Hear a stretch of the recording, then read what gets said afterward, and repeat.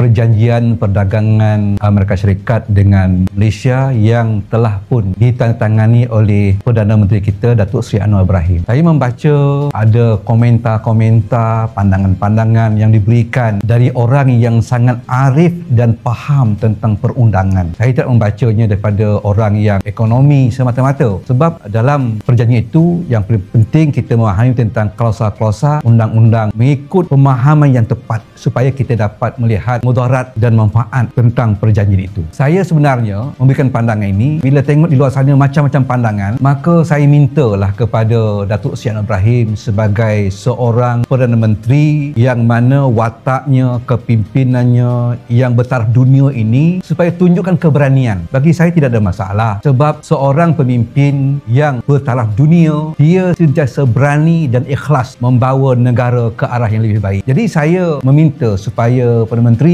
dengan penuh jujur, dengan penuh ikhlas demi negara, sebab beliau mengatakan Perdana Menteri ini datang dan pergi, negara akan kekal. Jadi demi negara, saya minta supaya Datuk Seri Anwar Ibrahim membawa butir-butir perjanjian perdagangan yang telah beliau tandatangani bersama Trump baru-baru ini ke Parlimen untuk dibahaskan dengan lumat. Sebab bagi saya Parlimen adalah satu dewan yang sangat berautoriti memastikan negara dalam keadaan sehat dan tidak ada mana-mana kuasa untuk mencerobohi kedaulatan negara itu sendiri. Jadi ini bagi saya sangat tepat, sangat baik keadaan jika sekiranya Perdana Menteri membawa butir-butir perjanjian tersebut di dalam Parlimen untuk dibahaskan dengan lumat. Itu yang pertama. Dan yang keduanya, saya juga melihat bahawa tafsiran-tafsiran Tengku Zafrul berkaitan dengan klausa-klausa yang wujud dalam perjanjian tersebut. Pertama sekali, adakah Tengku Zafrul ini orang yang berautoriti untuk mentafsirkan setiap istilah-istilah, kehendak-kehendak dalam perjanjian itu? Saya tidak melihat beliau orang yang berautoriti. Memanglah beliau seorang menteri, tapi beliau bukan seorang yang berautoriti. Ini persoalan saya. Sekiranya berlaku apa-apa sahaja keadaan yang tidak sihat dalam perjanjian itu, adakah perjanjian itu akan merujuk kepada tafsiran Tengku Zafrul? Ini yang saya nak tanya. Adakah Amerika dan negara kita bila berlaku suasana yang tidak sihat itu akan merujuk, akan memuktamadkan tafsiran yang telah dibuat oleh Tengku Zafrul? Saya berpandangan tidak. Amerika tidak akan merujuk kepada tafsiran yang dibuat oleh Tengku Zafrul, tetapi Amerika akan mentafsirkan sendiri. Kita akan akur, kita akan tunduk kepada tafsiran-tafsiran yang dibuat oleh Amerika. Sebab perjanjian kita dengan Trump itu perjanjian negara kecil dengan negara kuasa dunia, maka tentulah siapa yang paling dominan? Maka yang dominan adalah Amerika. Maka kita akan diheret kepada menerima tafsiran yang dibuat oleh Amerika. Bukan kita boleh menundukkan Amerika dengan tafsiran Tengku Zafrul. Dan sekiranya berlaku lagi tidak kesihatan itu, maka Amerika boleh membawa perkara itu ke lebih tinggi lagi, iaitu kepada Mahkamah Antarabangsa. Mahkamah Antarabangsa akan mentafsirkannya. Kita mampu tak menghadapi suasana sebegitu? Sebab itu saya mengatakan Tengku Zafrul, macam mana pun dia berhari-hari menafsirkan, bagi saya Tengku Zafrul bukan orang yang berautoriti untuk memuktamadkan tentang istilah-istilah dalam perjanjian tersebut. Bagi saya tafsiran-tafsiran Tengku Zafrul itu tak lebih daripada untuk merasionalkan kenapa Perdana Menteri menandatangani perjanjian itu. Itu saja. Yang ketiganya, saya nak sebut tentang 60 hari, 180 hari. Saya membaca, saya dapatkan pandangan, saya faham 60 hari ini iaitu kita diberikan kuasa untuk kita mengubah suai perjanjian itu mengikut kehendak-kehendak kita supaya selaras dengan roh perjanjian itu timbal balas. Kita ada untung yang sama dengan Amerika juga untung yang sama. Bukannya untung berat sebelah. Itulah dia 60 hari. Tetapi kalau kita gagal untuk membuat penyelarasan itu dalam tempoh 60 hari ini, kita gagal. Banyak kekangan dia. Kekangan dengan kuasa yang di Tuan Agong, kekangan dengan raja-raja di sultan di negeri-negeri, kekangan dengan JLC, peraturan JLC yang ada, kekangan dengan perjanjian-perjanjian yang sedia ada dengan negara-negara luar. Mungkin kita sukar nak buatnya, maka mungkin berlalulah 60 hari itu. Maka kita pun katalah Datuk Seri Anwar bersetuju bawanya ke Parlimen, kemudian Parlimen bersetuju untuk membatalkannya. Apabila kita hendak membatalkannya dan Datuk Seri Anwar bersetuju untuk membatalkannya, maka kita ada tempoh 180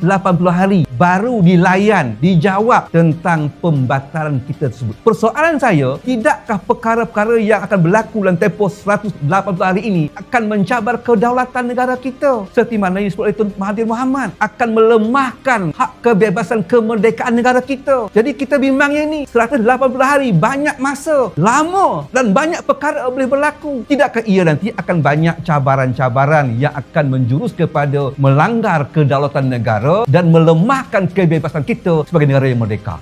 Satu persoalan yang saya lontarkan yang perlu direnung bersama. Dan saya sebagai Presiden Berjasa ingin memberikan pandangan. Saya nak bawa penyelesaian dari sudut neraca syarak, dari sudut timbang tara dua kemudaratan. Bila isu ini berlaku, kalau nak dibatalkan, dia ada kesan kepada Perdana Menteri kita dan ada kesan kepada negara kita. Perjanjian ini memberi kesan. Kesan kepada PMX dan kesan mudarat kepada kedaulatan negara kita yang akan longgar dan kebebasan kemerdekaan kita menjadi lemah. Dua-dua ini ada kemudaratan dia. Apabila kita timbang menurut neraca syarak, akhafu ala daruraini, maknanya manakah mudarat yang paling ringan antara mudarat kepada Perdana Menteri supaya dia undur sebagai Perdana Menteri. Datuk Seri Anwar Ibrahim berundur diri sebagai Perdana Menteri sebab bertanggungjawab di atas perjanjian perdagangan yang telah pun dia sign. Maka ada mudarat dia? Ya, ada mudarat dia. Yang keduanya mudarat kalau kita teruskan juga PM tetap PM Datuk Seri Anwar dan teruskan juga perjanjian itu, maka akan berlaku pencerobohan kepada kedaulatan negara kita. Kedaulatan negara kita menjadi longgar. Kemerdekaan negara kita ini akan lemah mengikut apa yang disampaikan oleh Tun Mahathir Mohamad. Itu juga mudarat yang kedua. Antara dua mudarat ini, Datuk Seri Anwar Ibrahim sebagai PM undur diri demi negara dengan mudarat kedaulatan kita menjadi lemah, maka dua-dua ini kita timbang. Mana lebih ringan mudarat dia? Bagi Berjasa melihat lebih ringan mudaratnya Datuk Seri Anwar Ibrahim